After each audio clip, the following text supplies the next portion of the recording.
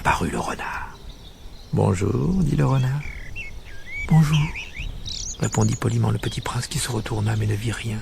« Je suis là, dit la voix, sous le pommier. »« Qui es-tu » dit le petit prince. « Tu es bien joli. »« Je suis un renard, dit le renard. »« Viens jouer avec moi, lui proposa le petit prince. Je suis tellement triste. »« Je ne puis pas jouer avec toi, dit le renard. Je ne suis pas apprivoisé. »« Ah, pardon, fit le petit prince. Mais après réflexion, il ajouta, « Qu'est-ce que signifie apprivoiser ?»« Tu n'es pas d'ici, dit le renard, que cherches-tu ?»« Je cherche les hommes, dit le petit prince. Qu'est-ce que signifie apprivoiser ?»« Les hommes, dit le renard, ils ont des fusils et ils chassent. C'est bien gênant. Ils élèvent aussi des poules, c'est leur seul intérêt. Tu cherches des poules ? Non, dit le petit prince, je cherche des amis. Qu'est-ce que signifie apprivoiser ? C'est une chose trop oubliée, dit le renard. Ça signifie créer des liens. Créer des liens, bien sûr, dit le renard. Tu n'es encore pour moi qu'un petit garçon tout semblable à 100 000 petits garçons, et je n'ai pas besoin de toi, et tu n'as pas besoin de moi non plus. Je ne suis pour toi qu'un renard semblable à 100 000 renards. Mais, si tu m'apprivoises, nous aurons besoin l'un de l'autre. Tu seras pour moi unique au monde, et je serai pour toi unique au monde. Je commence à comprendre, dit le petit prince. Il y a une fleur, je crois qu'elle m'a apprivoisé. C'est possible, dit le renard. On voit sur la terre toutes sortes de choses. Oh, ce n'est pas sur la terre, dit le petit prince. Le renard parut très intrigué. Sur une autre planète ? Oui.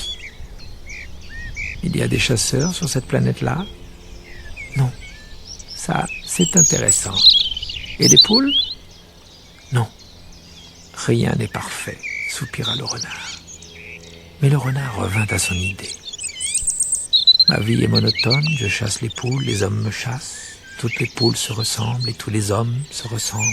Je m'ennuie donc un peu. Mais si tu m'apprivoises, ma vie sera comme ensoleillée.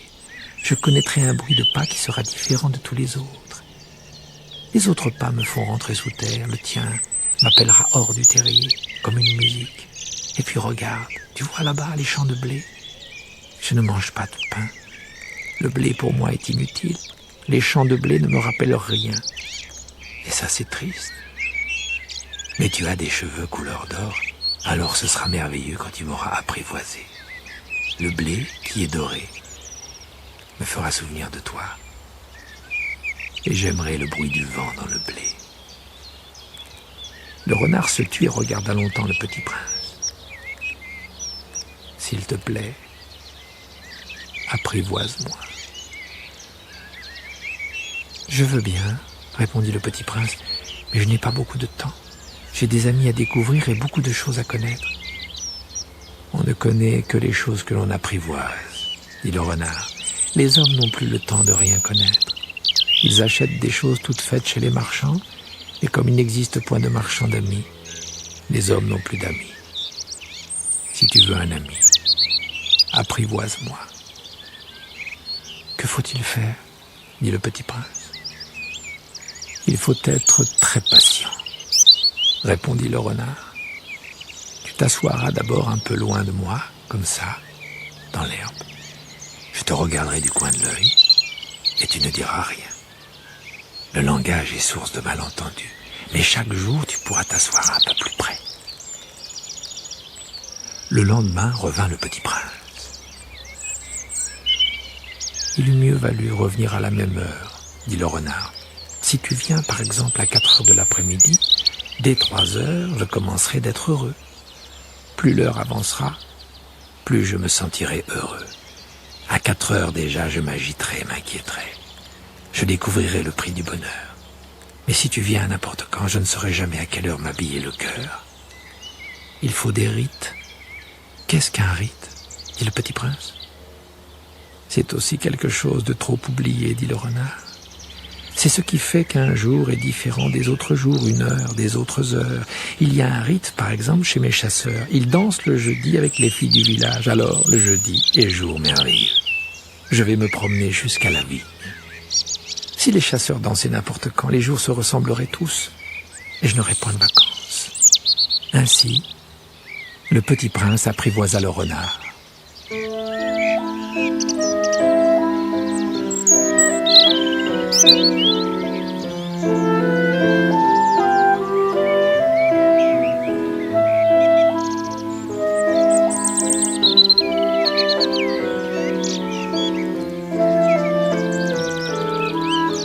Et quand l'heure du départ fut proche, « Oh !»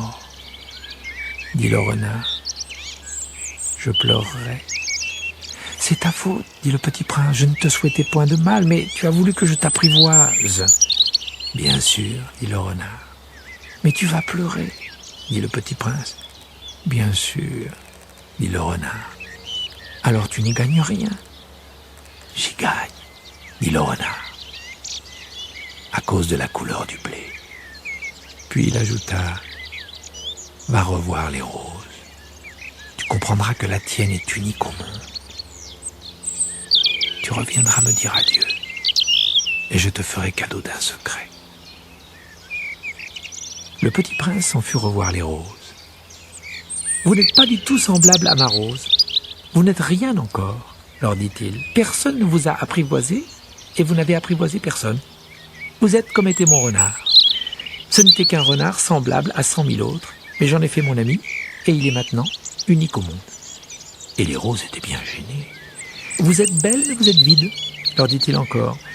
On ne peut pas mourir pour vous. Bien sûr, ma rose à moi, un passant ordinaire croirait qu'elle vous ressemble, mais à elle seule, elle est plus importante que vous toutes, puisque c'est elle que j'ai arrosée, puisque c'est elle que j'ai mise sous globe, puisque c'est elle que j'ai abritée par le paravent, puisque c'est elle dont j'ai tué les chenilles, sauf les 2 ou 3 pour les papillons, puisque c'est elle que j'ai écouté se plaindre ou se vanter, ou même quelquefois se taire, puisque c'est ma rose. Et il revint vers le renard. « Adieu, dit-il. »« Adieu, dit le renard. Voici mon secret. Il est très simple. On ne voit bien qu'avec le cœur. L'essentiel est invisible pour les yeux. » « L'essentiel est invisible pour les yeux, répéta le petit prince afin de se souvenir. C'est le temps que tu as perdu pour ta rose qui fait la rose si importante.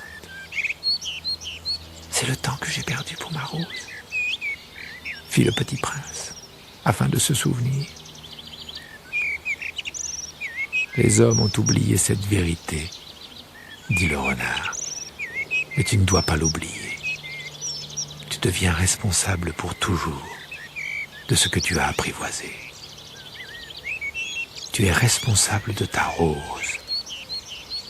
Je suis responsable de ma rose, répéta le petit prince, afin de se souvenir.